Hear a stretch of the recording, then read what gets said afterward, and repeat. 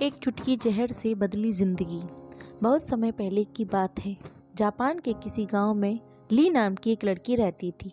शादी के बाद वो अपने ससुराल पहुंची। उसके परिवार में सिर्फ वो, उसका पति और उसकी सास थी। कुछ महीनों तक सब ठीक चला, पर महीना बीतते बीतते ली और उसकी सास में खटपट होने लगी। दिन बीतते गए, महीने बीतते गए, पर सास बहू के संबंध सुधरने की बजाय और भी बिगड़ गए। और एक दिन जब नौबत मारपीट तक पहुंच गई तो ली गुस्से में अपने मायके चली गई। उसने निश्चय किया कि वो किसी भी तरह अपनी सास से बदला लेकर रहेगी, और इसी विचार के साथ वो गांव के एक वैद्य के पास पहुंची।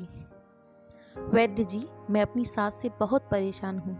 मेरा किया कुछ भी उसे अच्छा नहीं लगता। हर काम में कमी निकालना और ताने मारना उनका स्वभाव है।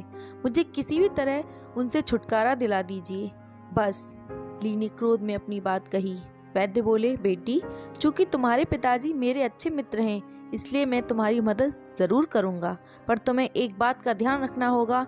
मैं जैसा कहूँ ठीक वैसा ही करना, वरना मुसीबत में फंस जाओगी। मैं बिल्कुल वैसा ही करूंगी, ली बोली। वैद्य अंदर गए और कुछ देर बाद जड़ी बूटियों का एक डब्बा लेकर वापस आए और ली को थमाते हुए बोले, ली, तुम अपनी सास को मारने के लिए किसी तेज जहर का प्रयोग नहीं कर सकती, कि उससे तुम पकड़ी जाओगी। ये डब्बा लो, इसके अंदर कुछ दुर्लभ जड़ी बूटियां हैं जो धीरे धीरे इंसान के अंदर जहर पैदा कर देती हैं और 7-8 महीने में उसकी मौत हो जाती है। अब हर रोज तुम अपनी सास के लिए कुछ पकवान बनाना और चुपके से इन्हें उस खाने में मिला देना, और ध्यान रहे, इस बीच तुम्हें अपनी सास से अच्छी तरह से पेश आना होगा, उनकी बात माननी होगी, ताकि मौत के बाद किसी का शक तुम पर ना जाए। जाओ, अब अपने ससुराल वापस जाओ और अपनी सास के साथ अच्छे से अच्छा व्यवहार करो।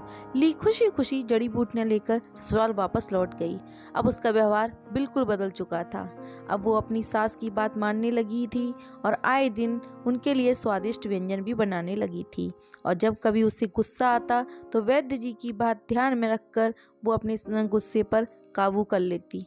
6 महीने बीतते बीतते घर का माहौल बिल्कुल बदल चुका था। जो सास पहले बहू की बुराई करती नहीं थकती थी, वहीं अब घर पर घूम घूम कर ली की तारीफ करते नहीं थकती थी।